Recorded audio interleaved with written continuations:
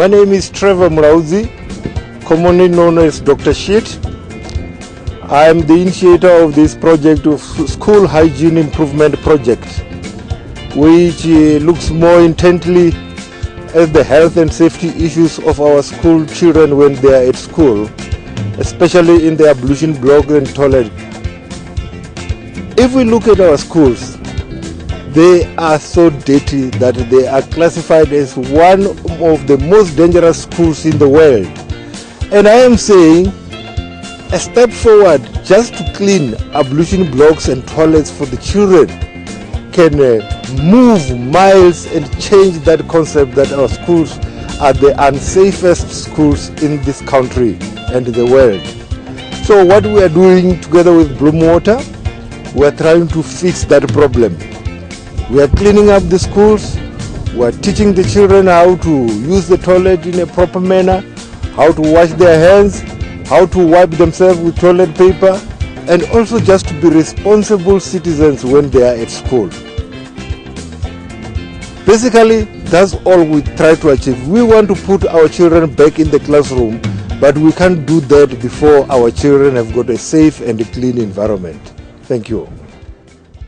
Bloemwater was implementing the Department of Water Affairs program of the construction of toilets in many schools within the province of the Free State, who had no access to toilets and decent sanitation. The discovery of appalling, vandalized, blocked and filthy ablution facilities that school children were exposed to from primary schools to high schools catalyzed and hit home the resolve for Bloemwater to take a stand and get counted among the community of nations. These squalid conditions obviously exposed children to disease, fecal contamination of their food, as no wash basins and water were available, and this did learners a huge disfavor. The toilet revolution was born. Its 10 objectives entail: to restore the toilet etiquette and make toilet angels out of the vulnerable groups of individuals known as children in schools. Promotion of the WASH program, an initiative by the United Nations which means water and sanitation hygiene. Setting up of school health and hygiene committees. Deep cleaning and unblocking of the school toilets. Provision of toilet paper and cleaning chemicals. Job creation for the parents that maintain the toilets and keep them clean daily. Celebration of the World Toilet Day, the 19th of November annually. Awarding of prizes and trophies to schools that keep their toilets clean. Development and implementation of the School Toilet Charter. The documentary you are about to see elucidates the traumatic lives led by children in schools with the conditions mentioned. Some of the children are obviously more fortunate than others.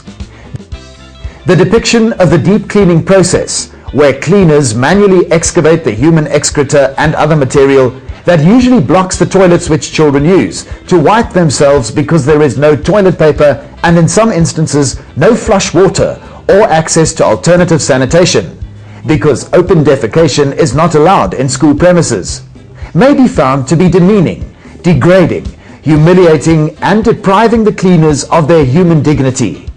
But these gallant men and women show hardcore commitment to restoration of toilet cleanliness and an undying quest to keep our children safe from disease and mainly diarrhea caused by poor sanitation and dirty toilet conditions in their schools. This job is not for the faint-hearted. I would like to make an appeal to all of you watching this documentary, leaders of our education system, governments, social entrepreneurs, water and sanitation activists, businesses and all of those wonderful people who dare to care, to join the toilet revolution as champions of human dignity and love for our fellow citizens. Be advocates of good health, provision of decent water and sanitation, and help fight diseases exacerbated by poverty and deprivation, whose victims are mainly children, the frail and the weak. Donate funds to this cause. Deliberately create budgets within your spheres of power to fund this program. Support initiatives of this nature in whatever way you can. Be guardian angels of children's welfare, whether in education and learning or in access to water and decent sanitation. Support the toilet revolution.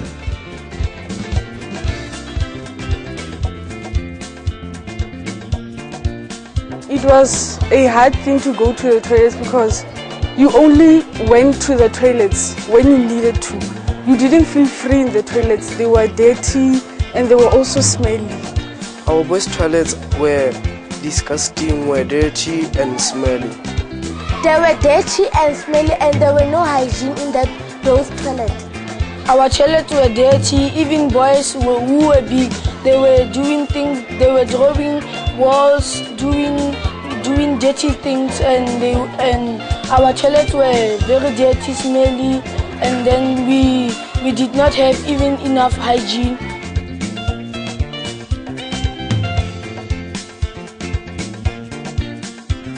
Now it's better. Now we have new hope. You can feel free to come to the toilets whenever because they are clean, they are renovated, and you know that if you have a problem, you don't have to wait to go home first. Now toilets are beautiful than the first time. I feel proud of our toilets because they are clean and hygiene. And our toilets must always be clean. When you are finished using the toilet, you must wash your hands. We tell the schools, look here, we can't come and clean your school every day. We can do it for a period, maybe a month or 2 or 3. But thereafter, you will be used to a very clean environment. To such an extent, you must have been encouraged in your hearts to be able to continue with the project when we are no longer providing you the support. You must get involved in fundraising. You must make sure that you replenish all the materials which we gave you, like toilet paper and all that. We can supply you with all those things. So you can make money at the same time by just selling toilet paper from the schoolyard to the community. We say to all the parents, children, you tell your mom and dad we are no longer going to use toilet newspaper to wipe ourselves at home, even when we are shitting in a bucket.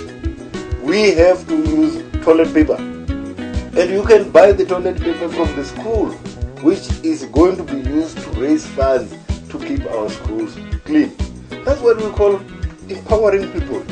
You give them challenge and a solution, and teach them how to deal with that challenge and how to find solutions. And in some cases, the opportunities of creating employment in this country is absolutely amazing. 100,000 people can be employed in our schools within the next few days if the government can come on board and say, here's the money, go and do what you're talking about.